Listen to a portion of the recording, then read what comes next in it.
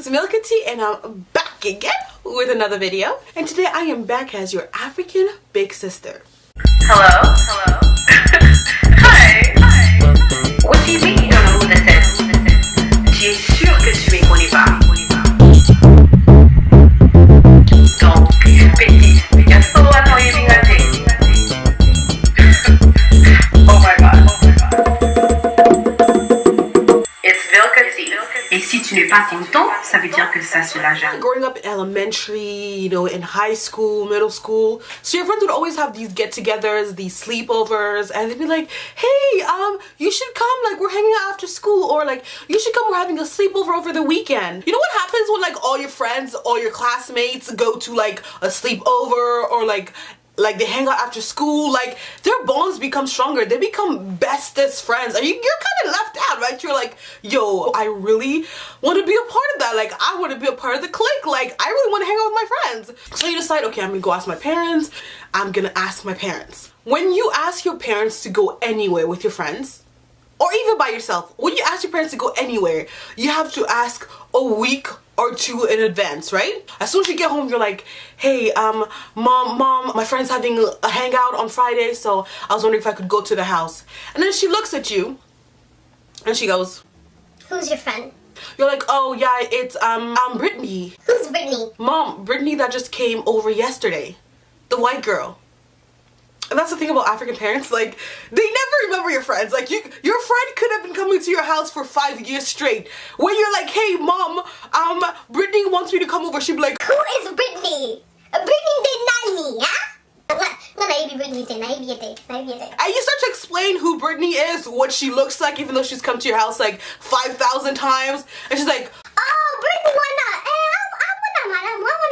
yeah, so mom, she invited me over to her house. You tell her the time. You tell her when you're gonna be back. Okay.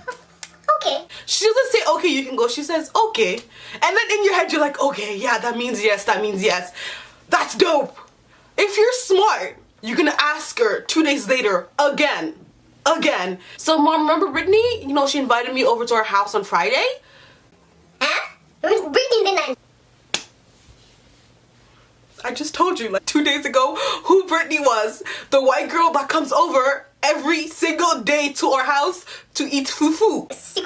Remember, I told you, like, she invited me to her house on Friday. Okay. And you're like, okay, that's dope.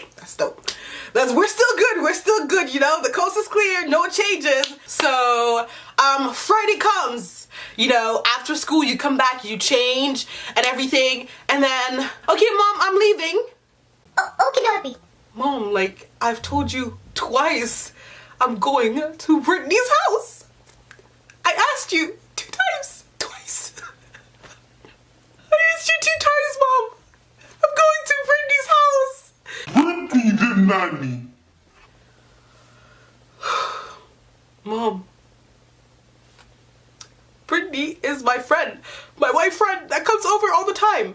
Siko. Mom, I asked you if I could go to Brittany's house like twice this week. Donc,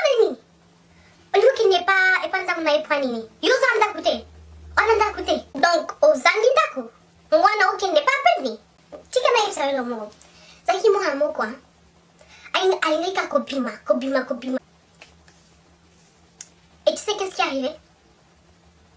Allez-moi, caboué, allez-moi. Oli-moi.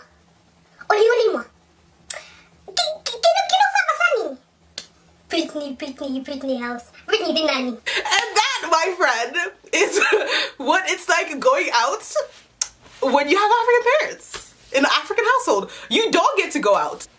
Obviously, like, I'm totally exaggerating. There are times where they have let me go to people's house, but yo, it has been a struggle. Like, in order for me to be let to go to anybody's house, I'd have to pull out the parents' name, what they do, if they're gonna be at home, what is their parents' background, where are they from, what church do they go to, what is the child's background, do they have siblings, do they have aunts, who are their aunts, what are they like, and then after I pulled out all these information, they should be like, okay, I have to talk to the parents. Like, honestly, it was a struggle. Sometimes they would do this, right?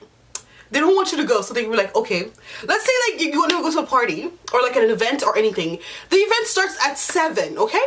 7. And then she's like, okay, you can go, but you have to be back by 8. You're like, I'm gonna go to an event for an hour? An hour, really? And she's like, yep, you have to be home by 8. Ozamoisi. So you just end up not going. You're like, you know what? I give up. I'm not even gonna go. I'm just gonna stay home. I'm gonna be a couch potato. Like at this point, I mean, you guys are gonna survive it eventually. You're gonna move out. I know it's like super frustrating now, but you know, I've come to understand that. I guess the reason why they aren't so comfortable, you know, letting their kids just go out and about is because they're trying to protect you. I mean, I know like we as a kids, we kind of see it as like, oh my god, they want to kill my vibe, they want to see me miserable, like I can't believe this, but they're really trying to protect you because like God forbid anything happens to you and they're careless with you and anything happens to you, they would not be able to forgive themselves. Even you as a parent, like when you become a parent or like when you have kids, like you're gonna have that worry that like, yo, like I can't just let my kids hang out with just anybody anywhere because God forbids anything happens to my kids, I would feel 1000% responsible because I didn't do what I had to do to protect them. So yeah, that is what it is. Now for my spontaneous African proverb. A sheep that follows not its shepherd will end up made into lamb chops. I'm still waiting for that call from the elders, you know, so. But anyways, thank you guys for watching and I'll see you guys in the next video. Bye! Donc, petite, il y a so much more eating that thing. Oh my god. It's MilcaT. Et si tu n'es pas content, ça veut dire que ça, c'est la jalousie.